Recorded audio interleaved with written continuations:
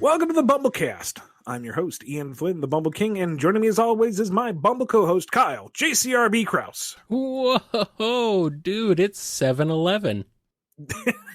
How convenient. I know. Wow. This store of numbers. I know. Whoa, man. It's very convenient indeed. So, hi, welcome to July 11th. Jesus. Yeah. Yeah. How did we get here? Screaming at high speed the entire way. I mean, yeah, that's about right. That's about right. How you doing, sir? I'm doing all right. How are you? I'm doing pretty good. Sorry for cutting you off there. What's what's up? We are just stumbling and bumbling our way from one failed transition to another. But what we are doing today, you know the drill by now, folks. We're doing the priority Q&A. We've got questions from our patrons over at patreon.com/BumbleKast, Ko-fi.com/BumbleKast, and our YouTube members. Indeed. And this week we are going in a reverse alphabetical order. So we're starting with the Z's, which means we're starting with the cartoonist. Can we expect a comic by Ian that's about an angry old man in a retirement home of former freelancers trying to escape? He goes into a rage fit when someone asks about shipping until he's told by a nurse that they're talking about the BBC shipping forecast. Sounds like hell. I don't know. I think it's a little early to be doing my autobiography. Your memoir? What's the meme with the attendant helping the little old lady with the walker? In my day, I wrote about a little blue hedgehog. That's nice, Grandpa. Time to sit down. Time to go to bed. Time for a nap. Yeah. That's gonna be you someday, probably. It does beg the question: what is Sonic going to look like in the future? You know, given all the crazy crap we've seen in the last 30 years, what's going to look like in the next 10? 10. Hopefully like nothing. Maybe Sonic will be over by then finally, and we can all no and we can all move on in peace. Peace was never an option. I think I know. We will never be free. We will never be free. It will never end. Oh well. We got a question from X in the meantime. Kirby hops on a warp star and crashes down on Sonic's world. How does Eggman and other foes combat this new threat? Or, more realistically, how long do they last? They last as long as Kirby's pace. That being said... Luckily, Kirby's not as fast as Sonic, but... No, but, if he's going to take a leisurely stroll or if he's going to go swiftly... Yeah, either way, you're kind of screwed. But Kirby Badniks would be super freaking cute. Like, imagine he swallows a Motobug, and then he's got, like, a combo power of Wheelie and Cutter. And so it's just like this little unicycle Kirby with little scythe arms and an eggshell. Not beetle shell, you know? That's adorable. And also horrifying. He swallows a shell cracker, and it's Kirby with just this one giant crab claw that he can punch out with. Like, play as all the Badnik powers, but with Kirby. That'd be great. Yeah. It'd be delightful. Yes. And then in true Kirby fashion, he reaches Eggman's Citadel right as he loses control of whatever Eldritch horror he has taken out of the vault to try to power his city again. And you get Kirby to fight whatever horrors it is. And then he lands back and does a little party dance and has a chili dog with Sonic. It writes itself. Yeah, this is a crossover. This is a perfect crossover right here. Delicious chili dogs. And whenever he, drops the power, instead of just being a star, the little animal comes out too. There you go. Wow. He doesn't eat the little animals? That's good. I'm glad. Yeah, nah. Kirby is a friend to one and all. Unless you cross him. Yeah. I think it would be perfect. I would love to see that. And we got a question from Tempo. I'm not sure how closely you've worked with the man, but I'd actually like to know about Patrick Spaziante. He's my art hero, and the reason why I even aspire to be an artist. I noticed he didn't create a cover for the milestone number 50, so I was curious. What is he up to now? If you worked with him before, what was he like? I would ask him directly, but outside of a podcast he was on once, he has virtually no online presence. The man is an enigma. Yeah, Pat values his privacy. And, more power to him. He's smarter than I am. Good for him. Yes. Yeah, absolutely. Yeah. I haven't ever really worked directly with him, sadly. The only time I met him was, I think it was a New York Comic-Con, right when the Sonic Mega Man crossover was announced.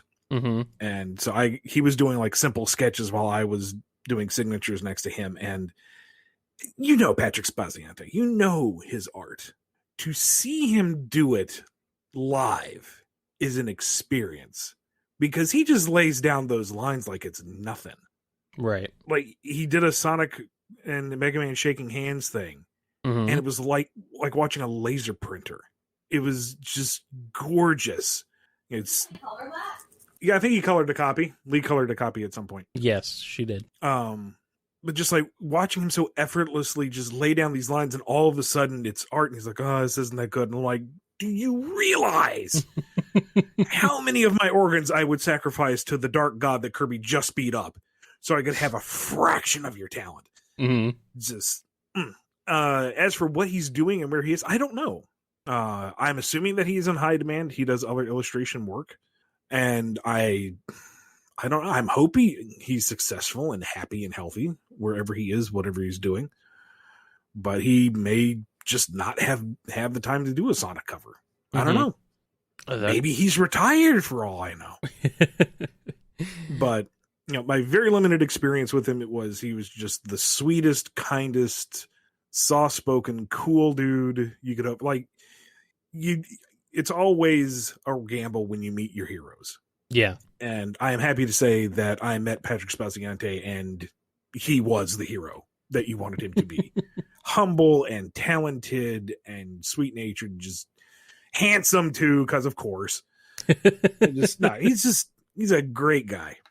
I mean, his art inspired a whole generation of Sonic fans. Like, no doubt about that. The fact that he's still going at it as recently as the 30th anniversary issue was, just awesome.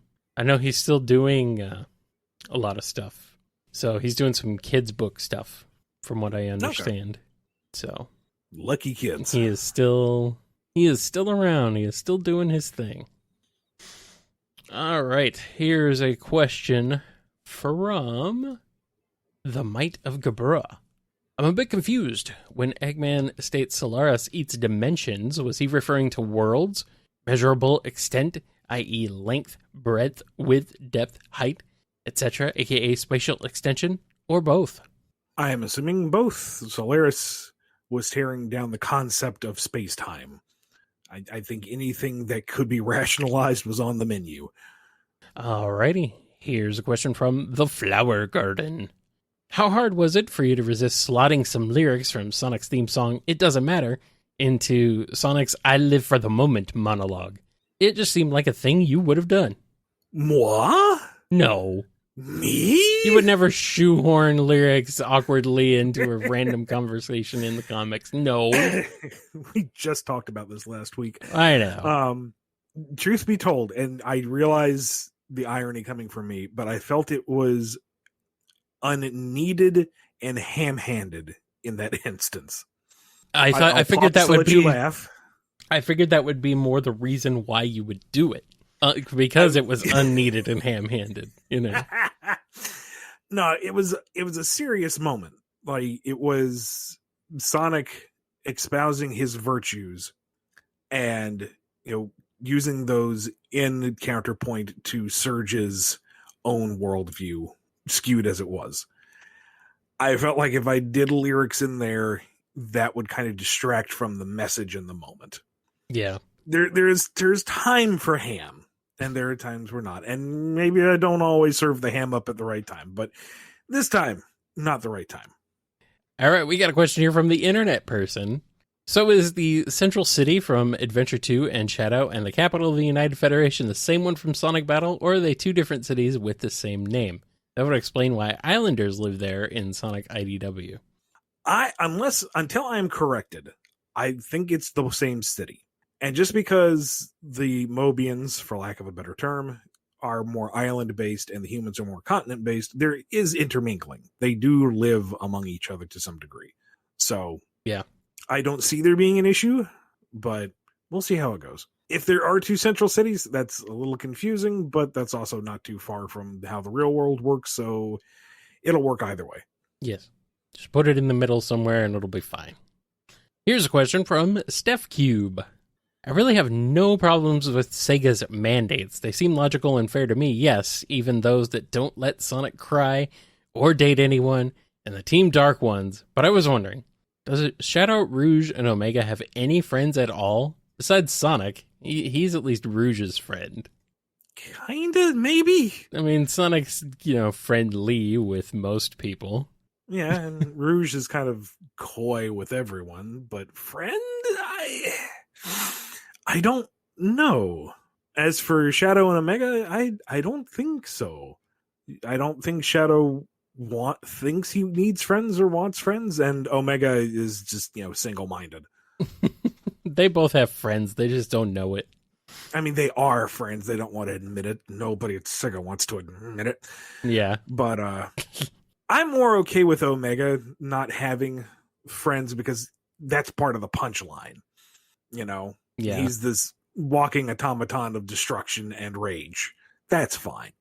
Shadow, he doesn't have to be all snuggly buddy like everybody else. He can be reserved and standoffish. That's fine. But he needs a little more to him interpersonally.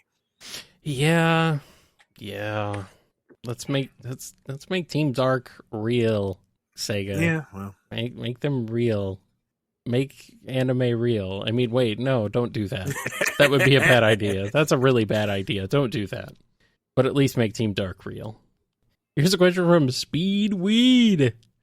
So I hear that at one point you had contact with the meme man himself, Toby Fox.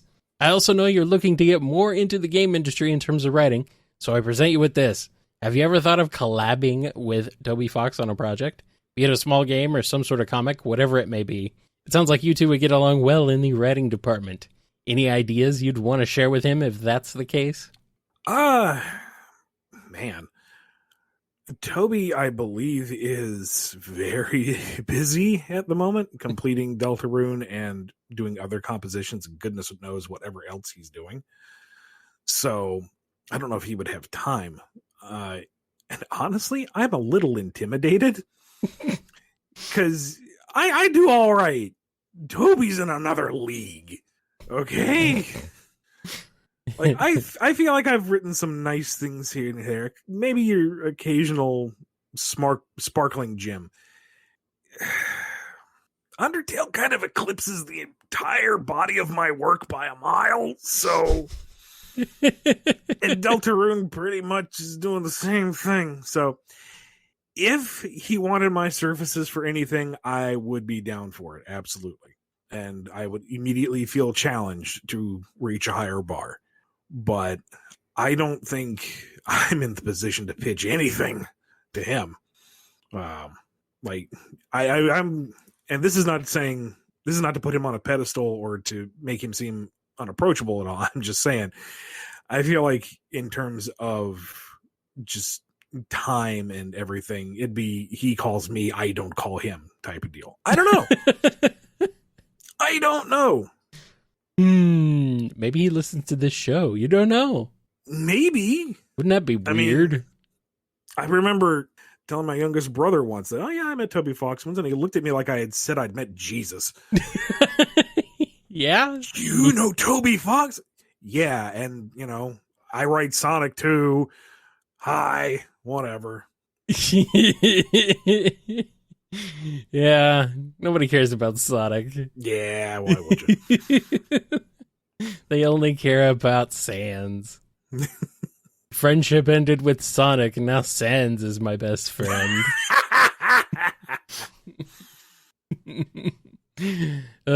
It's true. It's true. You can't deny that. Here's a question from Sonic. Is the story where Rouge and Tumble go to the pyramid canon? Are the stories you did not write in the annuals canon? Are all the stories in the annuals canon? Yeah. I am not the end-all be-all Sonic writer. Why not? Well, there's still some bodies in the way. No, Ian, no. Take that one out of context and enjoy it. Yeah, all the annuals, all the contributions are canon to the IDW series. I am just I have been one of the larger contributors, body mass notwithstanding, and but I'm just one of the writers. So yeah, they're all canon. They're all true. They're all to be considered and remembered and cherished and whatnot. And whatnot. Ah. All right, here's one from Sequoia. I love that word, by the way. That is a great word. Sequoia. Good choice for a username. Yes. Is Mimic still wearing his old Diamond Cutter uniform, or is it just a very similar outfit? If it is there a reason he continues to wear it? I imagine it's because he feels like it's his. Like, in his mind, he never did anything wrong with the Diamond Cutters. He just did what he had to survive. So it's not like the uniform is a memory of betrayal or anything wrong. It's his, and it works for him. So there you go. Well, there you go, I guess. What a jerk. Oh, yeah, he's awful.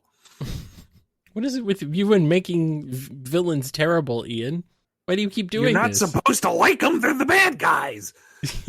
Well, then why do you also make them so darn likable?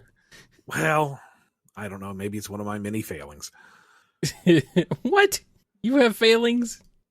I figured you'd never admit that. Yeah. Well, that's also one of my many failings, I guess. Depending on who you ask. Yeah, well, you have many failings, or you have none, or you think you have none, but you actually have many. I don't know, man. I don't know what we're gonna do about this planet-sized ego you've got. Gravitate towards it. Be my moon, Kyle. I already am. Pretty much. That's no moon. It's a Kyle. Now witness the full operational power of this co-host. I am operating at maybe 26% currently, so you'll have to wait a little bit. All right, we got a question here from Scurvy Pirate Dog.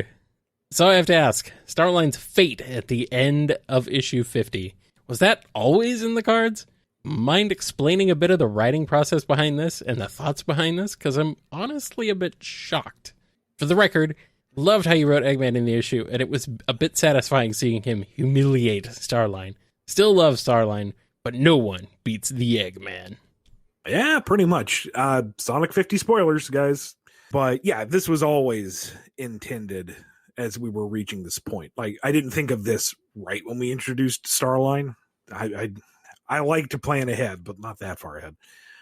But it seemed like a natural evolution of the character because he started off as the adoring sycophant, and then he just kind of grew out from Eggman's shadow. But the minute he decided that he could do better, that he would supplant Eggman, that was when his fate was sealed.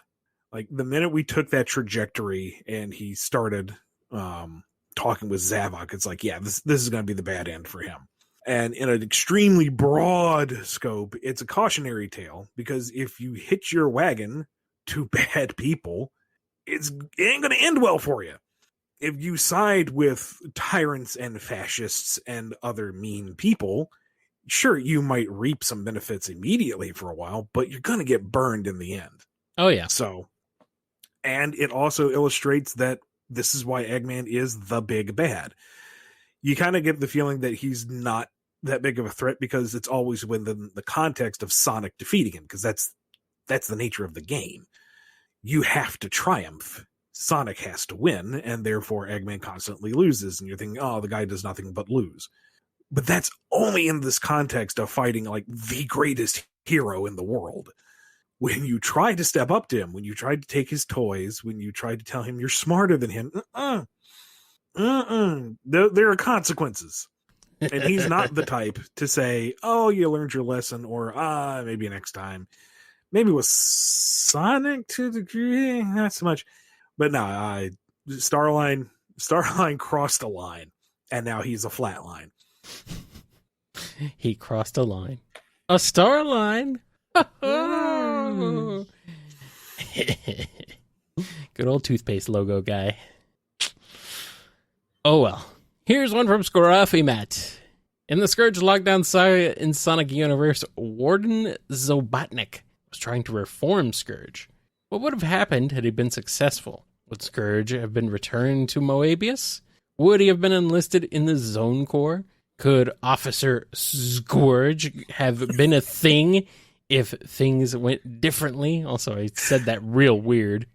Well, I've been waiting for you to try to pronounce that, so... Scourge. It's like Scourge. Yeah, Scourge.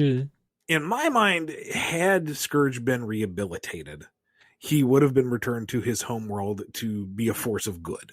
So he would have basically become Sonic Prime, more or less, with some baggage, with different baggage, taking on an entire planet of villains and ne'er-do-wells. Alrighty.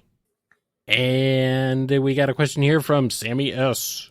Cream and Cheese used to be part of the main five for a brief time back during the days of Sonic X and Sonic Advance, but unfortunately we know they just disappeared one day and remained that way ever since, which sucks because she's my all-time favorite character.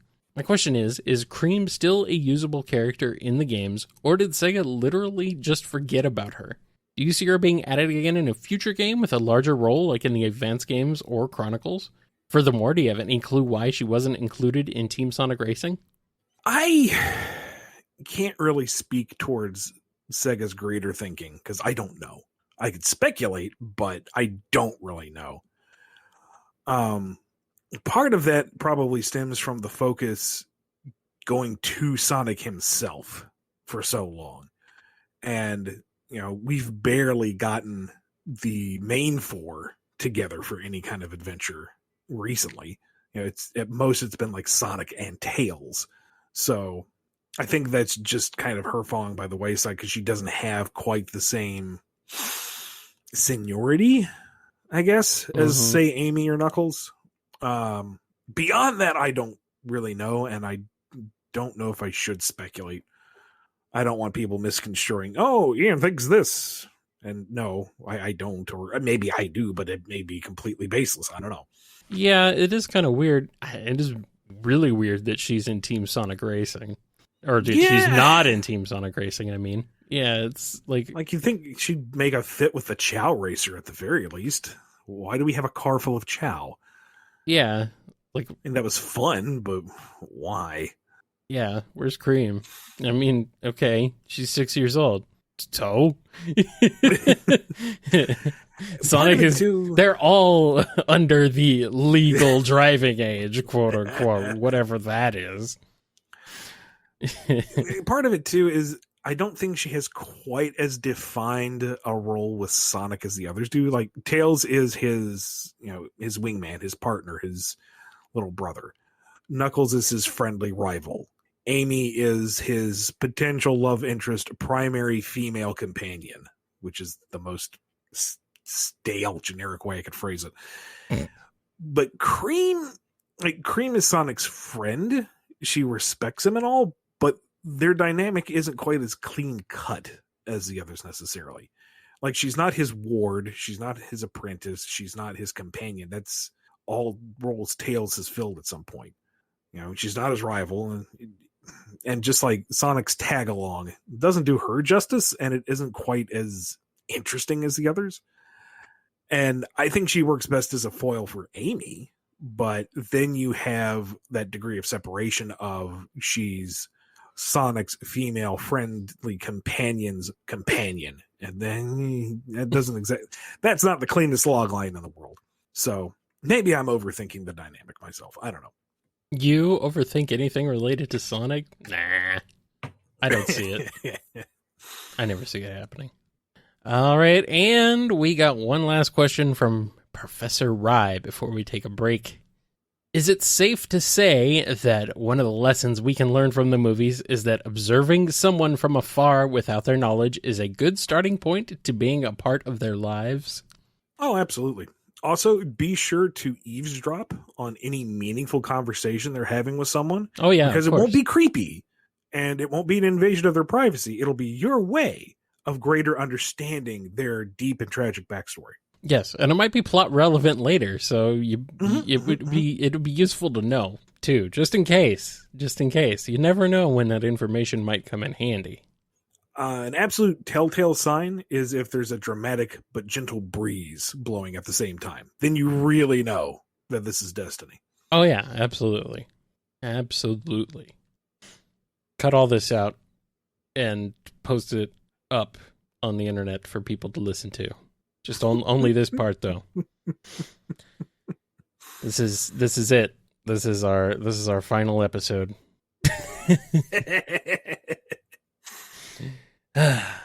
Anyway, we are going to take a break, and then we'll be back with more on the Cancel Cast.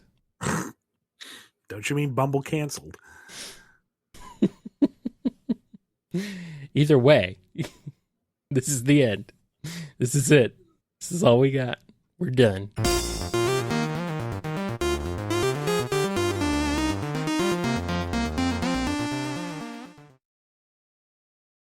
And we're back. We got a question here from Radgery. So let's say Sega strikes a deal with General Mills / Kellogg's / Post and wants to make cereals based upon Sonic characters, but they want you to only use already existing personality types, like the ones of Trix the Rabbit, Sonny the Cuckoo Bird, Sugar Bear from Sugar Crisp, Tony the Tiger, etc. Which Sonic characters would you choose, and what would be their stories? So, like, you have to use the Sonic cast, but not them as their actual characters. They have to be analogous to pre-existing cereal mascots. Sure. Froggy is the frog from Sugar Smacks. There we go. Well, yeah, Easy. Yeah. Okay. Done. Okay. This is so weird. This is a very odd question, yes. Then again, we get odd questions very frequently on this show. It's kind of what it's all about, really. Let's swap out Eggman and Tony the Tiger so that when he screams, they're great, it's kind of a threat. It's still energetic, but just like, he's not telling you with pride. He's warning you. He's demanding your attention. They're great! I figured it would be a Long John Baldry moment. They're great! Even better. Yes. I don't know. Maybe Sonic is Trix the Rabbit-esque, chasing down those ever elusive cereal bits, but no, he's got the speed to catch them. That's not going to make any sense. I don't know. Like, Sonic's not going to get too worked up over material possessions like cereal, but I don't think he's as chill as Sugar Bear. That's a little too chill. That's like 20 cc's of Valium chill. It's like, yeah, there's cereal. That's nice. Yeah, okay. We'll go with Shadow for that, actually. Shadow is Sugar Bear. He's just very super laid back, of course. That's totally Shadow. Maybe make Sonic, Tails, and Knuckles snap, crackle, and pop. Sure, why not? Unlike Snap, I don't chuckle. I'd rather flex my muscles. I'm rugged and rough. These Rice Krispies buff. They're made out of grains and sugary stuff. It's the dumbest thing I've ever heard. I love it. Mm-hmm. Cut print. No. Knuckles is Lucky from Lucky Charms. Oh! Faith and MacArthur trying to take me Master Emerald. No. Except yes.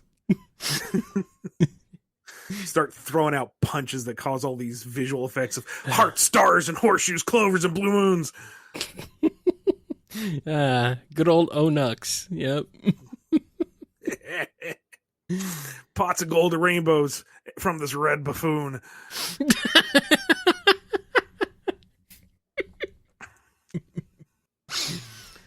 Oh man, very nice. Maybe Sonic is cuckoo for Cocoa Puffs. No, that's probably Tangle. There you go. Yeah, there we go. Yeah, who's the Rough and Tumble? Are they the guys from the Cookie Crisp? Mm-hmm. Mm-hmm. They get in a fight over who gets to be the cookie crook and who gets to be the cookie dog. Yeah, I could see that. Toucan Sam. What is Toucan Sam's personality even? He's rather jovial, laid back. He follows his nose wherever it goes and finds various treasury sweets. So maybe that's Rouge. Or maybe that's Sonic. Maybe. Yeah, maybe that's Sonic. I could see that. Don't know who the little Huey, Dewey, and Louie knockoff cousins would be, but they're ring shaped, and Sonic collects rings, so and they're blue. Fruit Loops, yeah. There we go. He's blue, yeah. Yep, I think you found Sonic finally. Oh, Charmy is the Honey Nut Cheerios. Honey Nut Cheerios bee, yeah. Running around, zipping around, bopping everything with that honey wand, making a mess, getting everything sticky. Ew.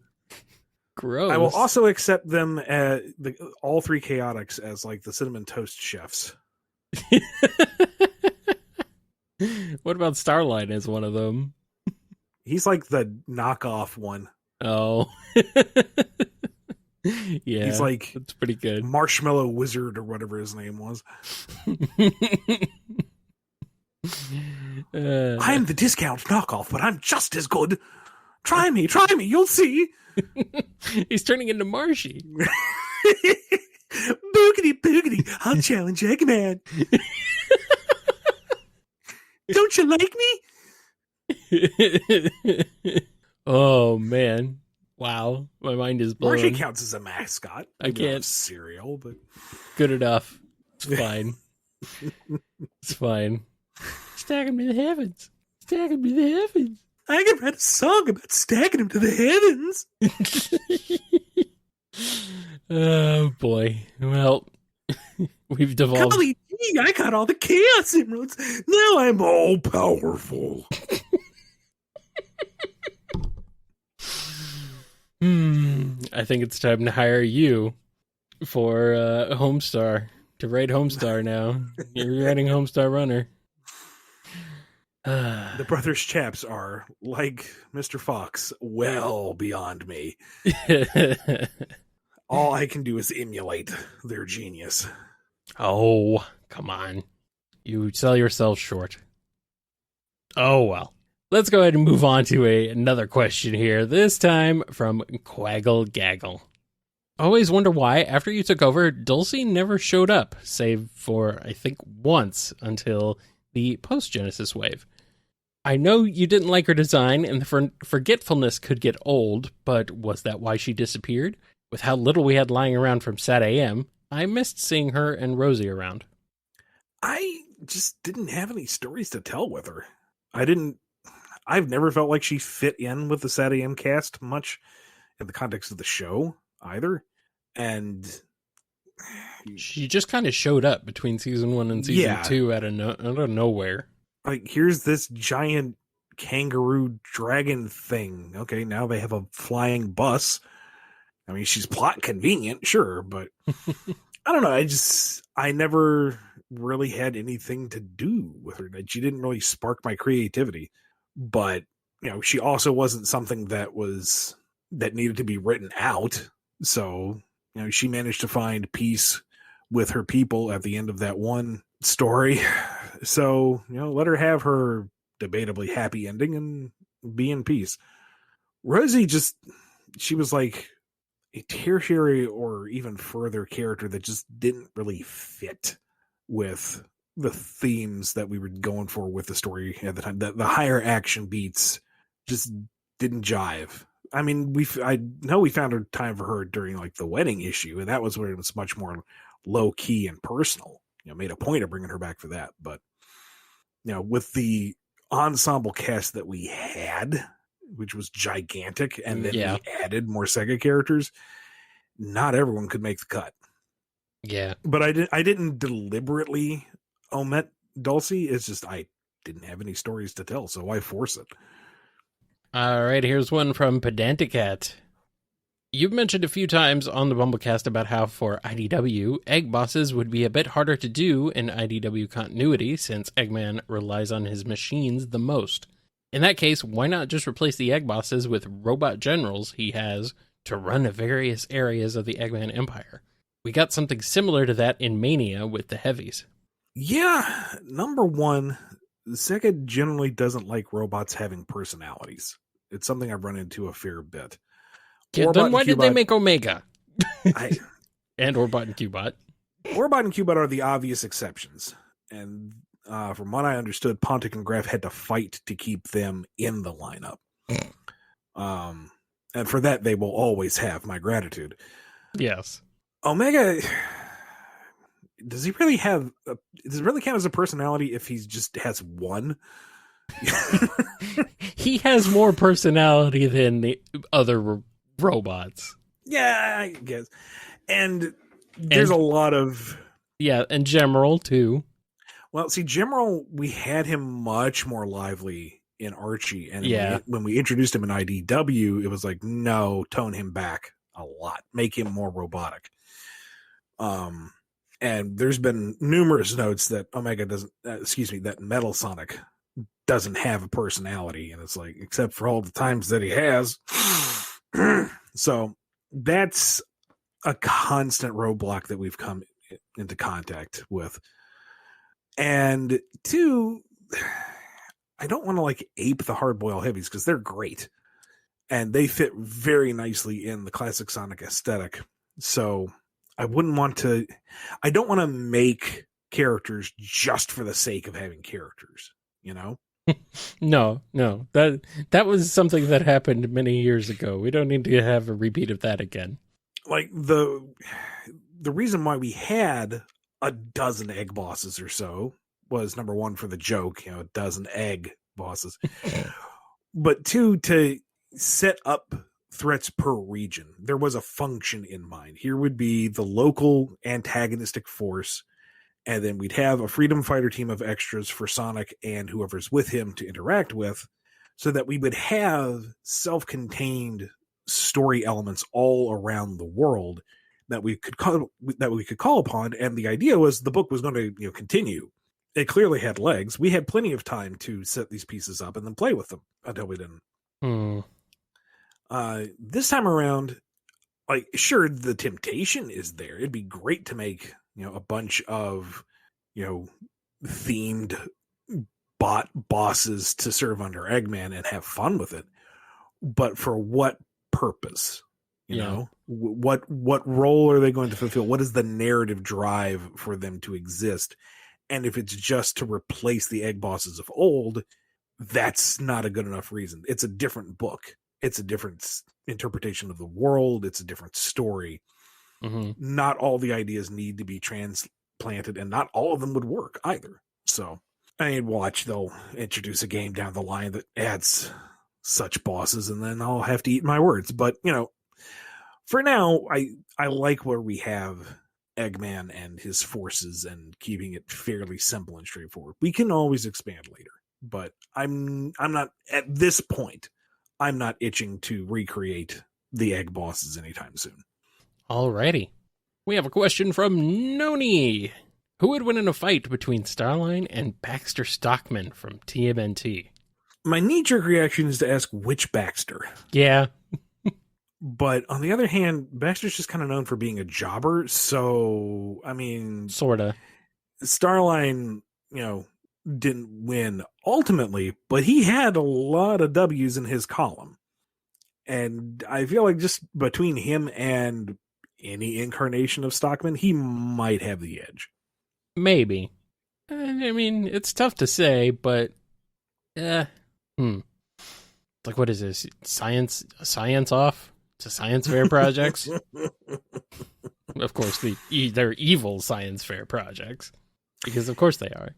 On the other hand, in the incarnations where Baxter has gone against Shredder, he's survived to various degrees. Starline, not so much. Baxter is very resourceful. He knows when to step down. He knows his place. Starline does not seem to really know his place, so maybe he might get his head too big and think Starline would, of course, be overconfident, and that might be his downfall. I don't know. Tough to say. Who do you think would win? Let us know down in the comments. We got a question from Mobius. Yes, the entire planet. How strong would Nagas be with the power of the Phantom Ruby, and how would a storyline like that be like in the pre- or post-reboot continuity? We're gonna say post-reboot, because I don't think he would have lasted to the Forces adaptation and pre-reboot had that gone on, but that's a story for another time. That's a lost hedgehog tale. Yeah. Post-reboot, that would be absolutely freaking terrifying. Yeah. Like, he'd basically just plug that on the end of his wand and just, like, cast virtual illusions and nightmares of people. I mean, he's already a ghoulish troll thingy. No, thank you. And now he can conjure up your worst nightmare and make it tangible? No. Ugh. No, thank you. No. That'd be a great story arc. It'd be fantastic for the nightmare fuel, but... Oh, yeah. It is terrifying, though. Ugh. Frightening. Scared. Oh well, maybe Miles the Prowler can save us. I've been rereading the King Scourge arc from Archie, and in one panel, when Miles talks about Scourge taking over Moebius, we see a flashback of Scourge standing on Onux. I was wondering if Scourge killed Onux, since Onux is a pacifist, and Scourge wouldn't have a use for him. No, it was supposed to, and, you know, how are you supposed to read this? It's just a single panel. The intention was that he conquered Demon Island and made Onux swear fealty, and Onux, not being one to fight back directly, would have gone along with it. So he lived. He wasn't happy about it, but he lived. I'm now laughing because I read Onux. I saw it as Onux, but then I look back at the question and it actually says O'Cucks. So it does. We're just going to leave that there and move on. That's a very, very interesting misspelling there. Especially with Scourge involved, which is why we're just going to keep on rolling. Yes, let's do that. Mighty Ray has a question. Do you know the names of the Fox and Rabbit members of Uncle Chuck's spy network from the pre-Genesis Wave Archie books? If you don't, can you give them some temporary names, please? I have literally no idea who you're talking about. I'm like, wait. Like, I'm assuming these are like background characters that showed up once. And yeah. I mean, Mighty Ray loves obscure characters. I know that. So yeah, I think she's pulling some real obscure stuff here. Not gonna lie, were we still working with pre-boot stuff, I would want to name them and give them backstories and utilize them. Uh-huh. But for now, their names are Ziggy and Dave. Which one is Ziggy and which one is Dave? You decide. Yeah, have fun with it. And we got a question here from Miggy Sawdust. Okay, gentlemen, which band do you prefer, the Megas or the Proto-Men? I have deep personal bias, but the Megas. I do as well. And yes, the Megas. Yes, personally. I've seen both of them live. They're fantastic. They both put on a great show. But the Megas, they're just super cool guys. I was hung out with them for a while at when I went to MagFest back in 2012, and they were super nice. And I've met them and hung out with them so much, and they're just really, really cool and friendly guys. The Proto-Men are cool too, but first of all, there's a lot of them. There are many Proto-Mens.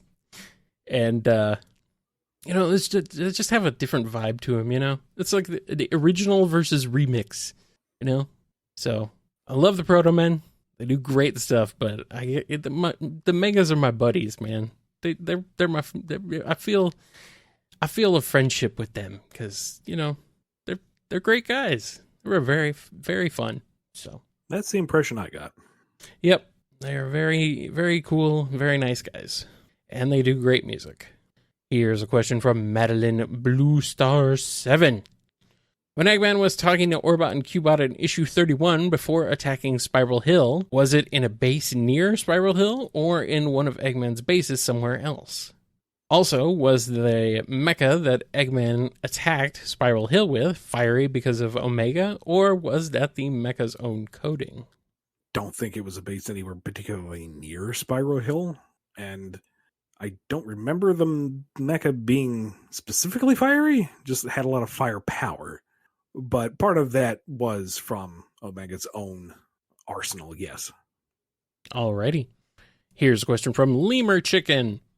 After seeing the massive multi-billion-dollar success of Morbius, Paramount has decided they want a piece of the pie and decides to produce a villain movie starring one of Sonic's major and most popular antagonists, Johnny from Sonic Rush Adventure. And you are contracted to write this without any ability for Sonic or Blaze to appear. How do you tackle Jorbin time? So the first 90 minutes of the film are a down-to-earth, slice-of-life look at Johnny, the down-on-his-luck fisherman out in Newfoundland, and all the trials and tribulations of their small, little sleepy fishing town, and kind of rediscovering who he is and what it's like to fall in love and the friends that he's grown up with and why they mean so much to him. And then in the last 15 minutes or so, the robot armor that looks vaguely enough like the actual character is dredged up, and there's some mean corporate tanker out there, and so he puts on the suit and he goes out and torpedoes the whole boat. And as he's making his sacrificial subsonic run at it as a living torpedo, he goes, "It's Jorbin time." And he sinks the boat, and there's a vigil and a wake, and everyone's sad. And then right before the credits roll, you see the hand reach out from the surf and grab the dock. Because, we need sequel bait. Of course we do. So is this basically just saying that the real world, our world, is actually the soul dimension? That's what I'm getting from this. I mean, I'm down. Why not? I mean, Blaze's Palace is in BC. Didn't you know? Oh, British Columbia. Nice. Good old British Columbia, well known for its koala population. And its castles. Mm-hmm. Mm-hmm. Here's a question from King Toasty, and it's IDW issue 50 spoilers time again. Ian, how could you do this to our delightfully devious and diabolical duck beaver doctor? In all seriousness, though, I was surprised to see him go. Being that he is my favorite of the new IDW characters and the character who sold my best friend on the franchise, he loves flamboyantly evil and eager to please villain types. I was wondering who I should direct my politely and patiently phrased requests for Starline to return towards. I sincerely hope this isn't the last we've seen of the good Ductor. Not a duck. Thank you, but not a duck. Email, or do they still accept snail mail? I think they do. Look in the back of your most current issue and look at the fan mail instructions and send your desires in there, or contact the IDW social media, whether it's Facebook or Twitter or whatever, and say, love number 50, so excited, I desperately want Starline back, please bring him back. And just ping them every so often and saying, still voting for Starline to come back, please, do a death cheat, I want death to have no meaning, bring back the Ductor. And as you so aptly said, patient and polite. Yes. And just let them know what you want. Alrighty. And we got a question here from Keeper of Monsters. For Ian, related to Origins itself, but since the classic canon is being straightened out just a bit, do you know or have a theory as to when SEGA Sonic takes place? Without going into too much detail and potentially getting myself in trouble, we will say after Sonic R. And where does Sonic R take place? Sometime after 3D Blast. When does 3D Blast take place? Sometime after Spinball. When does Spinball take place? Sometime after Sonic 3 and Knuckles. When does Sonic 3 and Knuckles take place? Sometime after Sonic 2. That Ian Flynn's up to something. Possibly, maybe. Possibly. All right, and our last question here is some criticism for you, Ian, from Jolene B. Ian, why do you always say /BumbleKast? The one you use in URLs is a /. This has been an excellent episode of the BumbleKast. Thank you so much for your questions, your comments. We have completely run out of time for the rest of the decade. So thank you for joining us. I hope you enjoyed the show. I'm currently jumping out the window now. Bye! No! Come back! I can't do this show. The parachute! I can't do this show by myself. Looks like you're gonna have to jump. Yeah, okay, so I've been saying it wrong for 6 years. What do you want from me? Accuracy? I think Literacy? I think you've been using / for much longer than that. Yeah, probably. Honestly. I mean, here's the thing. I tried to correct you, like, very early on, a couple times. And then I just kind of gave up. So I'm like, he's just going to keep doing it. So, it's fine. It's just your thing, man. It's just what Add you it do. to the innumerable list of faults. It's just one of your quirks. It's fine. It's not a big deal. Add that to, for whatever reason, I've said Prenzel with an N all my life. What? Prenzel. Like Prinzel? Like, you know, like the little breaded, salty snacks. Pretzel. Yeah, I know. not Prinzel. I don't know. Okay. Prenzel. All right. I enjoy pretzels as a snack. I do as well. When they're called, I thought you were saying they're called pretzels. Yes, I thought you were saying like pencil with an R. Also a delicious snack. I'm like, what?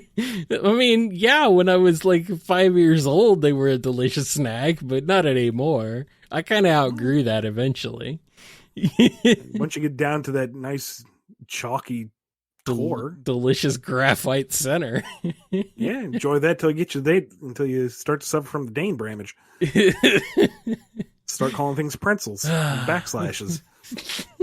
It's not a luckily it's not toxic anymore. It's not real lead, so you're fine.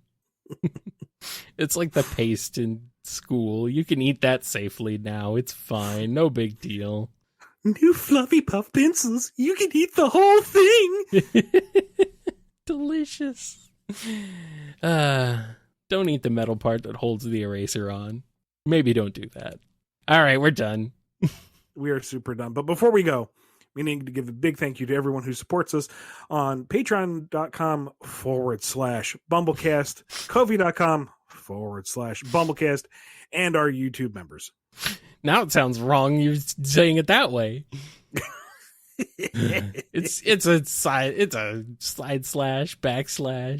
/ whatever. It's / I don't know, man. So many slashes. Big thank you to Daniel H, John B, Jennifer R, Robotnik Holmes, Samuel P, Sam Cybercat, Mike B, Dave M, Coupling Crew 128, Dois Diz Den, Andrew D, Salute Your Cat, Jay Frost, Hero of Light 13, Scruffy Matt, Chris A, Ryan D, Sony, John M, Nunny, Jeb, Dawn B, Yami M, Lee HK, Lisa M, Fiona M, Chevelle, Invade Turbo Tunis, Ben W, Blue Title Gamer, Tick Tick, Keeper of Monsters, Xander Ernie the Painter, Axis Final Neil, Jonathan D, Scurvy Pirate Hog, Nimerick, Solaire Stain, The Name is X, Godzilla, Daddler the Dalek, Chaos Universe, Sonic Legacy, Daniel B, Ava Arctic, Pedanticat, Dove, Red the Supernamic, Quaggle Gaggle, Chad, Professor Rye, Cameron H, Jennifer H, Arcfighter Les, Nondol, Sapphire Scarletta, Jack the Animator, Preston M, Alphamon or Yukon, Noah S, Kojiro Highwind, Alex GS, Supersonic Fan, Awesome Cakester, Radreed Chase L, Finest Cacophony, Red Wolf, Knights Jubal, Just a Mountain Soul, Callan Q, Jolene B, Joshua S, Megawatt, Ty H, Maddie H,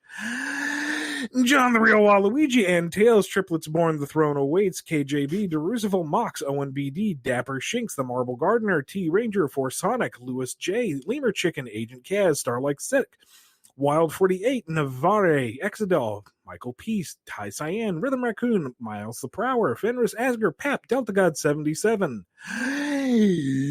Miggy Sawdust, Pig Dan 20, Jinx, Jamal S, Lacey M, Unlikely Veronica, Cosmic Cooking Hunter 77, Oz Jam, Shimmy M, Angela V5, Spiral Warrior, The Flower Gardener, Sammy S, King Toasty, Tetsu Knives, The Cartoonist, The Internet Person, Seth Cube, Speedweed, Mobius, Mighty Ray, Madeline Blue Star 7, Joe Star SSB, Hedge, Digimon 11, and Chinny Kenny, Chaos Sonic, Bump the Deer, Anonymous Phelps G, Ryoku Shion, Meta Mode, Danny Light, Frost the White Light, Agnes Acid Wheels, 282 Hedgehog. Holy crap, dude.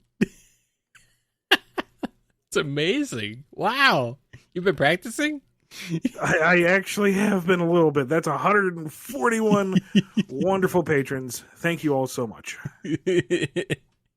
Very nice. Very nice. Spitting hot fire over here.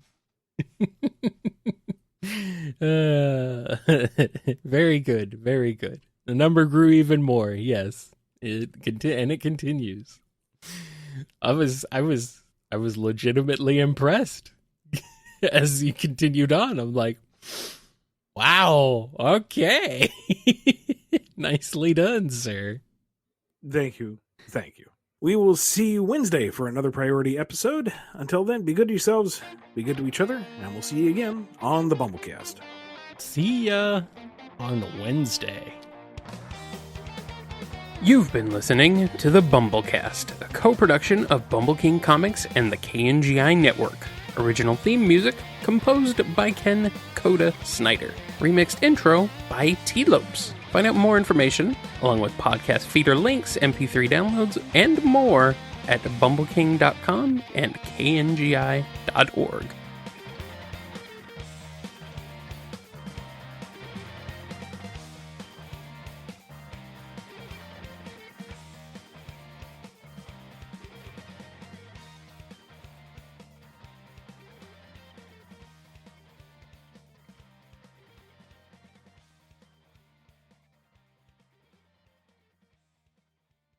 Oh, man. It's been so long. How are you doing? Oh. Yeah. It's like, okay, I gotta be high energy again. Uh-huh. We gotta do the program. The program.